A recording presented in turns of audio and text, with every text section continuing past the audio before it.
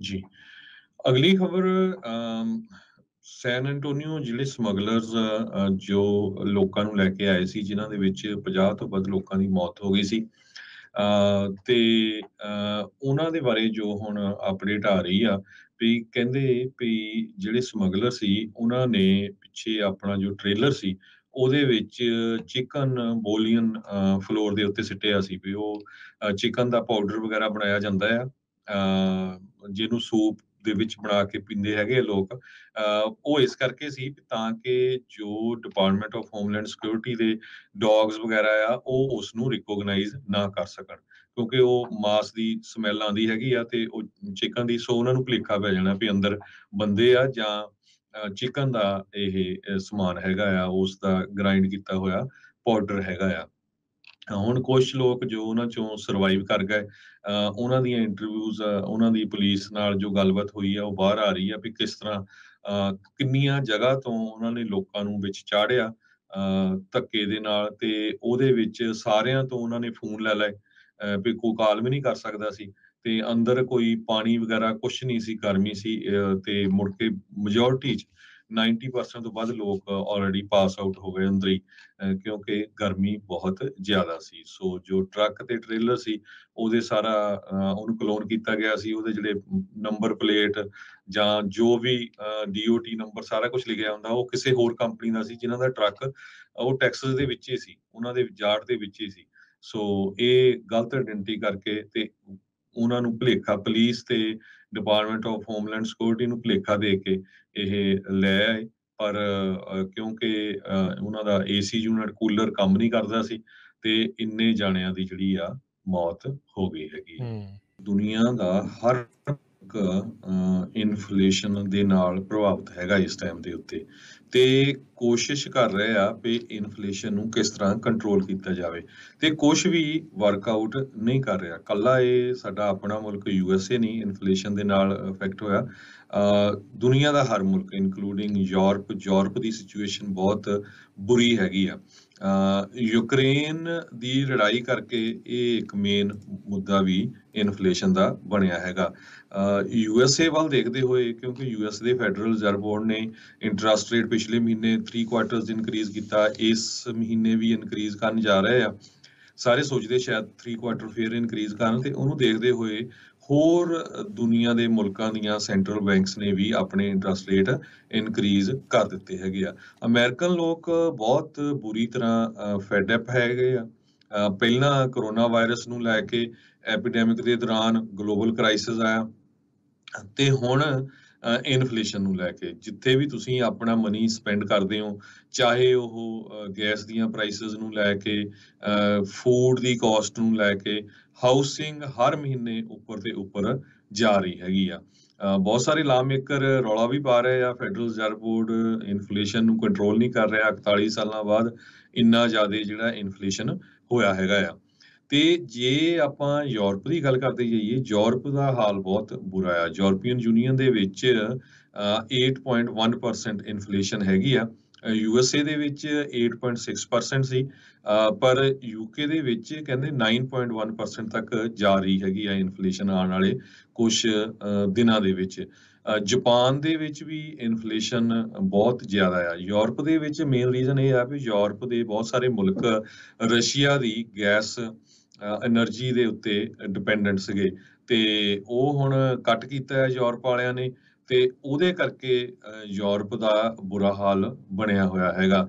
Russia ਦਾ Ukraine ਦੇ ਵਿੱਚ invasion ਕਰਨ ਤੋਂ ਬਾਅਦ ਹਰ ਚੀਜ਼ ਜਿਹੜੀਆਂ ਕਮੋਡਿਟੀਜ਼, ਖਾਸ ਕਰਕੇ ਖੇਤੀਬਾੜੀ ਦੇ ਨਾਲ ਵੀ ਸੰਬੰਧਿਤ ਹੈਗੀਆਂ ਆ, ਨੈਚੁਰਲ ਗੈਸ ਲੈ ਲਓ, ਆਇਲ, ਗ੍ਰੇਨ, ਫਰਟੀਲਾਈਜ਼ਰ, ਇਹਨਾਂ ਦੀਆਂ ਕੀਮਤਾਂ ਬਹੁਤ ਜ਼ਿਆਦਾ ਉੱਪਰ ਚਲੇ ਗਈਆਂ ਹੈਗੀਆਂ, ਜਿਹਦੇ ਕਰਕੇ ਫੂਡ ਦੀਆਂ ਪ੍ਰਾਈਸਿਸ ਵੀ ਉੱਪਰ ਗਈਆਂ ਹੈਗੀਆਂ।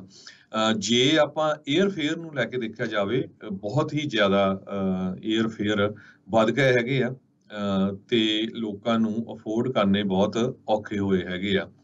UK ਤੇ ਯੂਰਪ ਦੇ ਵਿੱਚ ਇਨਫਲੇਸ਼ਨ ਦਾ ਬਹੁਤ ਜ਼ਿਆਦਾ ਅਸਰ ਆ। USA ਦੀ ਸਰਕਾਰ ਨੇ ਤਾਂ ਪਿਛਲੇ 2 ਸਾਲਾਂ ਦੇ ਵਿੱਚ ਕਾਫੀ ਸਪੋਰਟ ਵੀ ਕੀਤੀ ਆ ਫਾਈਨੈਂਸ਼ੀਅਲੀ, ਹਰ ਇੱਕ, ਚਾਹੇ ਉਹ ਬਿਜ਼ਨਸ ਸੀ ਚਾਹੇ ਉਹ ਇੰਡੀਵਿਜੂਅਲ ਲੈਵਲ ਦੇ ਉੱਤੇ ਵੀ ਸੀ, ਪਰ ਬਹੁਤ ਸਾਰੇ ਦੁਨੀਆ ਦੇ ਇਦਾਂ ਦੇ ਮੁਲਕ ਹੈਗੇ ਆ ਜਿੱਥੇ ਇੰਨੀ ਸਪੋਰਟ ਉਹਨਾਂ ਦੇ ਸਰਕਾਰਾਂ ਨੇ ਨਹੀਂ ਕੀਤੀ ਹੈਗੀ। ਫੈਡਰਲ ਚੇਅਰਮੈਨ ਜਰੋਮੀ ਪਾਵਲ ਨੇ ਯੂਰਪ ਦੇ ਵਿੱਚ ਪਿਛਲੇ ਹਫ਼ਤੇ ਇੱਕ ਯੂਰਪੀਅਨ ਸੈਂਟਰਲ ਬੈਂਕ ਦੀ ਮੀਟਿੰਗ ਹੋਈ ਸੀ, ਉਹਦੇ ਵਿੱਚ ਇਹ ਦੱਸਿਆ ਸੀ ਵੀ ਸਾਨੂੰ ਇਹ ਪਤਾ ਨਹੀਂ ਲੱਗ ਰਿਹਾ ਵੀ ਅਸੀਂ ਗਲਤ ਕਿੱਥੇ ਹੋਏ ਹੈਗੇ ਆ। ਸਪਲਾਈ ਚੇਨ ਨੂੰ ਲੈ ਕੇ USA ਦੇ ਵਿੱਚ ਵੀ ਬਹੁਤ ਪ੍ਰੋਬਲਮ ਰਹੀ ਆ ਪਿਛਲੇ ਮਹੀਨਿਆਂ ਦੇ ਦੌਰਾਨ, ਬੈਕਲੌਗ, ਟਰੱਕ ਡਰਾਈਵਰ ਸ਼ਾਰਟੇਜ, ਹੋਰ ਹੁਣ ਜਿਹੜੇ ਸਟੋਰ ਆ ਉਹ ਕਹਿ ਰਹੇ ਆ ਵੀ ਸਾਡੇ ਕੋਲ ਸਮਾਨ ਹੀ ਇੰਨਾ ਜ਼ਿਆਦਾ ਹੋ ਗਿਆ, ਟਾਰਗੇਟ, ਵਾਲਮਾਰਟ, ਵੀ ਅਸੀਂ ਉਸ ਨੂੰ ਕਿਸ ਤਰ੍ਹਾਂ ਸੈੱਲ ਕਰਨਾ ਹੈਗਾ। ਇੱਥੋਂ ਤੱਕ ਇਹ ਵੀ ਖਬਰਾਂ ਆ ਗਈਆਂ ਵੀ ਜੇ ਤੁਸੀਂ ਟਾਰਗੇਟ ਜਾਂ ਵਾਲਮਾਰਟ ਵਰਗੇ ਸਟੋਰਾਂ ਤੋਂ ਸਮਾਨ ਖਰੀਦੋਗੇ ਤੇ ਤੁਹਾਨੂੰ ਪਸੰਦ ਨਹੀਂ, ਅੱਗੇ ਕੀ ਹੁੰਦਾ ਵੀ ਤੁਸੀਂ ਵਾਪਸ ਕਰੋ, ਆਨਲਾਈਨ ਕਰਦੇ ਆ, ਉਹ ਕਹਿੰਦੇ ਵੀ ਅਸੀਂ ਆਨਲਾਈਨ ਵੀ ਵਾਪਸ ਨਹੀਂ ਮੰਗਾਵਾਂਗੇ। ਉਹ ਕਹੋਗੇ ਵੀ ਆਪਣੇ ਕੋਲ ਰੱਖ ਲਓ, ਅਸੀਂ ਚਾਰਜ ਨਹੀਂ ਕਰਾਂਗੇ। ਪਰ ਉਹਦੇ ਮਿਸਯੂਜ਼ ਬਹੁਤ ਹੋ ਸਕਦਾ। ਉਸ ਮਿਸਯੂਜ਼ ਨੂੰ ਰੋਕਣ ਦੇ ਲਈ ਉਹ ਵਰਕਆਊਟ ਕਰ ਰਹੇ ਆ, ਨਾ ਕਿ ਸਮਾਨ ਨੂੰ ਲੋਕਾਂ ਤੋਂ ਵਾਪਸ ਉੱਥੇ ਲਿਜਾਣ ਲਈ। ਕਹਿੰਦੇ ਸਾਡੇ ਕੋਲ ਇੰਨੀ ਜਗ੍ਹਾ ਵੀ ਹੈ ਨਹੀਂ।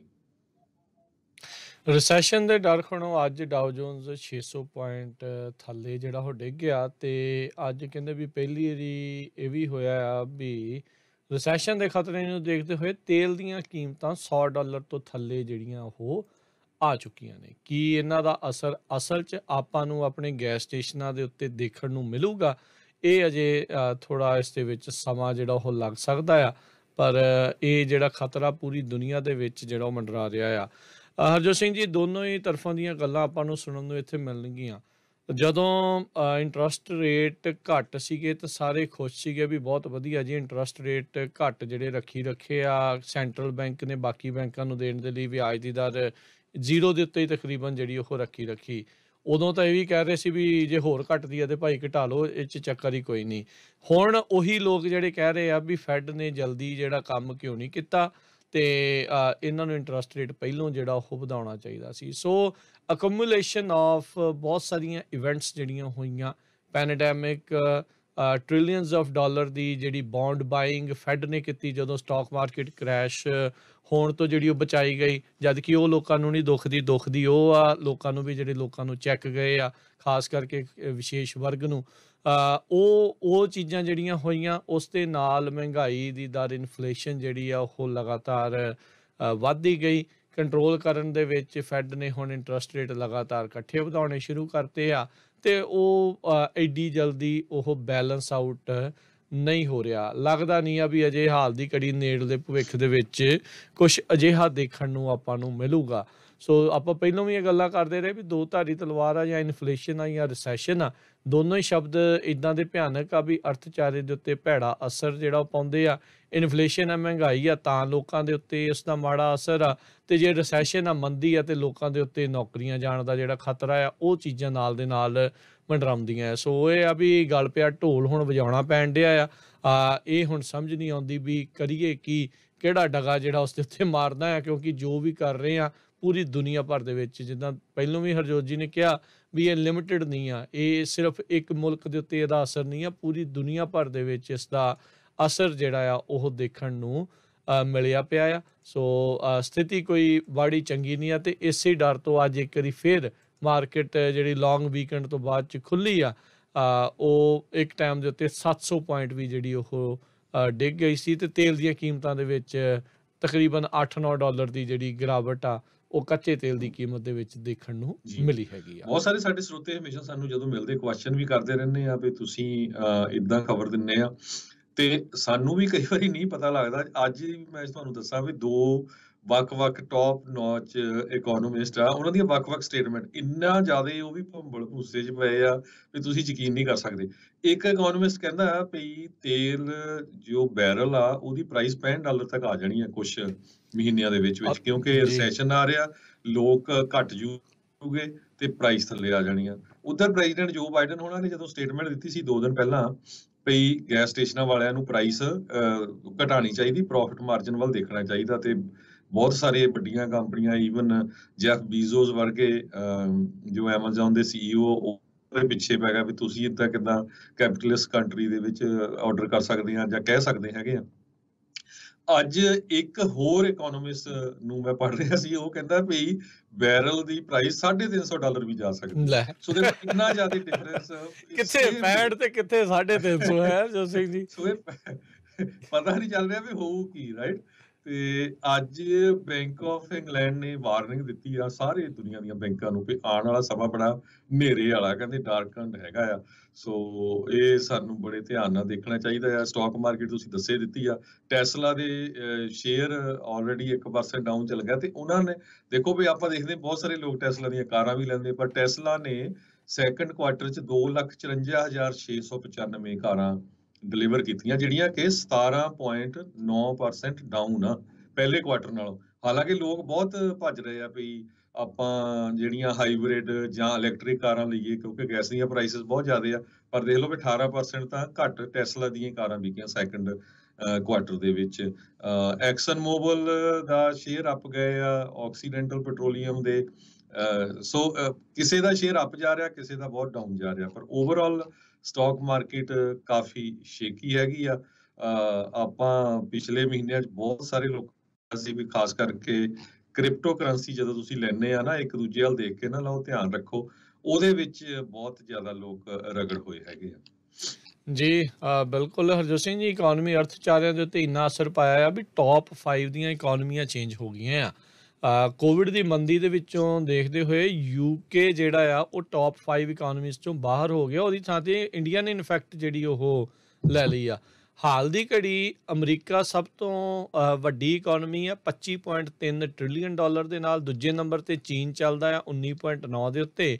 ਤੀਜੇ ਤੇ ਬੜਾ ਛੋਟਾ ਜਿਹਾ ਮੁਲਕ ਜਾਪਾਨ 4.9, ਜਰਮਨੀ ਉਸ ਤੋਂ ਬਾਅਦ ਚੌਥੇ ਤੇ 4.2, ਤੇ ਇੰਡੀਆ ਨੇ ਇਸ ਟੌਪ 5 ਦੇ ਵਿੱਚ ਐਂਟਰੀ ਕੀਤੀ ਆ 3.5 ਟ੍ਰਿਲੀਅਨ ਦੀ ਇਕੋਨਮੀ ਜਿਹੜੀ ਉਹ ਬਣਨ ਦੇ ਨਾਲ। ਕੋਵਿਡ ਦੇ ਦੌਰਾਨ ਆਪਾਂ ਦੇਖਿਆ ਸੀਗਾ ਵੀ ਹਰ ਥਾਂ ਦੇ ਉੱਤੇ ਰਿਸੈਸ਼ਨ ਮੰਦੀ ਜਿਹੜੀ ਉਹ ਚੱਲੀ, ਉੱਥੇ ਦੀ GDP ਵੀ -36% ਤੱਕ ਜਿਹੜੀ ਇੱਕ ਟਾਈਮ ਦੇ ਉੱਤੇ ਚਲੇਗੀ ਹੋਈ ਸੀਗੀ। ਹੁਣ ਹਰਜੋਤ ਸਿੰਘ ਜੀ, ਜਿੱਦਾਂ ਤੁਸੀਂ ਦੱਸ ਰਹੇ ਆ ਵੀ ਇਹ ਤੇਲ ਦੀਆਂ ਕੀਮਤਾਂ ਨੂੰ ਲੈ ਕੇ ਇੰਨਾ ਕੁ ਜ਼ਿਆਦਾ ਜਿਹੜਾ ਇਹ ਭੰਬਲ ਭੂਸਾ ਆ, ਹੁਣ ਬੰਦਾ ਸੋਚੇ ਕਿਹਦੀ ਤੇ ਕਿਹਦੀ ਜਿਹੜੀ ਉਹ ਸੁਣੇ।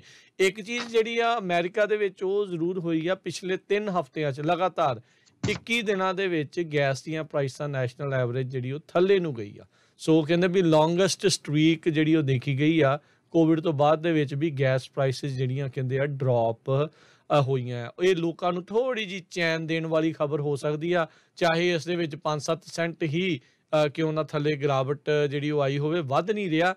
ਇਹਦੇ ਨਾਲ ਹੀ ਲੋਕ ਕਿਤੇ ਨਾ ਕਿਤੇ ਖੁਸ਼ ਆ, ਪਰ ਕੀ ਪਹਿਲਾਂ ਦੇ ਲੈਵਲ ਦੇ ਉੱਤੇ ਪਹੁੰਚ ਸਕਣਗੇ, ਇਹ ਹੁਣ ਹਰਜੋਤ ਸਿੰਘ ਜੀ ਦੇਖਣ ਵਾਲੀ ਗੱਲ ਆ। ਇਸੇ ਦੌਰਾਨ ਜੇ ਇਕੋਨਮੀ ਦੀ ਗੱਲ ਕਰਦੇ ਜਾਈਏ ਤਾਂ ਆਪਾਂ ਹਾਊਸਿੰਗ ਮਾਰਕੀਟ ਦੀ ਵੀ ਜ਼ਰੂਰ ਇਸ 'ਚ ਗੱਲ ਕਰਾਂਗੇ। ਹਾਊਸਿੰਗ ਮਾਰਕੀਟ ਦੇ ਉੱਤੇ ਇਸ ਟਾਈਮ ਸਟੈਗਨੈਂਟ ਕਾਈਂਡ ਆਫ ਜਿਹੜਾ ਉਹ ਬਿਲਕੁਲ ਬਣ ਚੁੱਕਾ ਆ।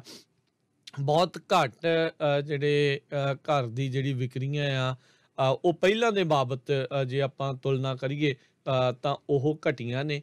ਹੁਣ ਇਹ ਵੀ ਆ ਵੀ ਪ੍ਰਾਈਸ ਵਾਰ ਵੀ ਨਹੀਂ ਹੁੰਦੀ, ਬਿਡਿੰਗ ਵਾਰ ਵੀ ਜਿਹੜੀ ਉਹ ਨਹੀਂ ਦੇਖੀ ਜਾ ਰਹੀ। ਬੋਇਸੀ ਆਈਡਾਹੋ ਦੀ ਇੱਕ ਰਿਪੋਰਟ ਆ, ਪਿਛਲੇ 3 ਸਾਲਾਂ 'ਚ ਉਹਨਾਂ ਦੀ ਰੀਅਲ estate 82% ਜਿਹੜੀ ਉਹ ਵਧੀ ਆ। ਇਸ ਟਾਈਮ ਸਭ ਤੋਂ ਵੱਧ ਭੰਬਲ ਭੂਸੇ 'ਚ ਉਹ ਲੋਕ ਨੇ ਜਿਨ੍ਹਾਂ ਨੇ ਡਾਊਨ ਪੇਮੈਂਟਾਂ ਨਵੇਂ ਬਣਨ ਵਾਲੇ ਘਰਾਂ ਦੇ ਉੱਤੇ ਦਿੱਤੀਆਂ ਹੋਈਆਂ ਆ, ਤੇ ਹੁਣ ਮਾਰਕੀਟ ਦੇ ਵਿੱਚ ਇੰਟਰਸਟ ਰੇਟ ਦੁੱਗਣੇ ਜਿਹੜੇ ਆ ਉਹ ਹੋ ਚੁੱਕੇ ਆ। ਉਹ ਮਾਰਗੇਜ ਰੇਟ ਬਾਰੇ ਸੋਚਣ ਤੋਂ ਵੀ ਇਸ ਟਾਈਮ ਕਿਨਾਰਾ ਕਰ ਰਹੇ ਆ। ਕਹਿੰਦੇ ਵੀ ਅੱਗੇ ਤਾਂ ਜਿਹੜਾ ਨਵੇਂ ਬਿਲਡਰਸ ਜਿਹੜੇ ਘਰ ਬਣਾਉਂਦੇ ਸੀ ਉਹਦੇ ਤੇ ਵੀ ਬਿਡਿੰਗ ਵਾਰ ਜਿਹੜੀ ਉਹ ਹੋ ਜਾਂਦੀ ਸੀ, ਕਿਹੜਾ ਕਿੰਨੇ ਦਾ ਖਰੀਦਿਆ ਜਾਣਾ ਆ। ਪਰ ਹੁਣ ਇਹ ਚੀਜ਼ ਦੇਖਣ ਨੂੰ ਮਿਲ ਰਹੀ ਆ ਵੀ ਜਿਹੜੇ ਪ੍ਰਾਈਸ ਇੱਕ ਵਾਰੀ ਤੈਅ ਹੋ ਜਾਂਦਾ ਆ, ਉਹ ਤੋਂ ਫਿਰ ਉੱਤੇ ਵੱਧਦਾ ਨਹੀਂ ਆ। ਉਹ ਬੰਦੇ ਨੂੰ ਘਰ ਜਿਹੜਾ ਉਹ ਜ਼ਰੂਰ ਮਿਲ ਰਿਹਾ ਹੈਗਾ। ਪਰ ਹਾਂ, ਹਾਊਸਿੰਗ ਮਾਰਕੀਟ ਜਿਹੜੇ ਹੈਗੇ ਆ ਹਰਜੋਤ ਸਿੰਘ ਜੀ, ਵੀ ਉਹ ਦੇਖਣ ਵਾਲੀ ਆ। ਮੰਦੀ ਦੇ ਦੌਰ ਦੇ ਵਿੱਚ ਸਭ ਤੋਂ ਵੱਡਾ ਜਿਹੜਾ ਖਤਰਨਾਕ ਸਥਿਤੀ ਜਿਹੜੀ ਇਹੀ ਬਣਦੀ ਹੁੰਦੀ ਆ ਵੀ ਕਿਸ ਟਾਈਮ ਦੇ ਉੱਤੇ ਜਿਹੜੀ ਕਿਤੇ ਨੌਕਰੀਆਂ ਜਿਹੜੀਆਂ ਉਹ ਨਾ ਚਲੇ ਜਾਣ। ਸੋ ਨੌਕਰੀਆਂ ਦੇ ਬਚਾਅ ਕਰਨਾ, ਉਹ ਸਾਰੀਆਂ ਚੀਜ਼ਾਂ ਨੂੰ ਰੱਖਣਾ, ਉਹ ਇੱਕ ਅਹਿਮ ਚੀਜ਼ ਜਿਹੜੀ ਉਹ ਰਹੇਗੀ। ਜੀ। ਸੋ ਕੱਲਾ ਹੁਣ ਜੇ ਆਪਾਂ ਰੀਅਲ estate ਨੂੰ ਦੇਖਦੇ ਜਾਈਏ, USA ਨਹੀਂ, ਆਪਣੇ ਗੁਆਂਢੀ ਮੁਲਕ ਕੈਨੇਡਾ 'ਚ ਵੀ ਘਰਾਂ ਦੀਆਂ ਪ੍ਰਾਈਸਿਸ ਨੂੰ ਕਾਫੀ ਫਰਕ ਪੈਣਾ ਸ਼ੁਰੂ ਹੋ ਗਿਆ। ਆਸਟ੍ਰੇਲੀਆ 'ਚ ਬਹੁਤ ਬੁਰਾ ਫਰਕ ਪੈ ਰਿਹਾ ਹੈਗਾ, ਜਿਹੜੀਆਂ ਖਬਰਾਂ ਆ ਰਹੀਆਂ, ਕਿਉਂਕਿ ਆਸਟ੍ਰੇਲੀਆ ਦੇ ਵਿੱਚ ਲਗਾਤਾਰ ਕਹਿੰਦੇ 3 ਮਹੀਨੇ ਹੋ ਗਏ ਆ ਜਦੋਂ 3rd ਮੰਥ ਇਨ ਅ ਰੋ ਆ ਵੀ ਇੰਟਰਸਟ ਰੇਟ ਉੱਥੇ ਦੀ ਜਿਹੜੀ ਰਿਜ਼ਰਵ ਬੈਂਕ ਆਫ ਆਸਟ੍ਰੇਲੀਆ ਆ ਉਹ ਉਸ ਨੂੰ ਇੰਟਰਸਟ ਨੂੰ ਵਧਾ ਰਹੀ ਹੈਗੀ ਆ। ਸੋ ਇਹ ਗਲੋਬਲੀ ਇਹਦੇ ਉੱਤੇ ਸਾਰਾ ਅਸਰ ਪੈ ਰਿਹਾ ਹੈਗਾ।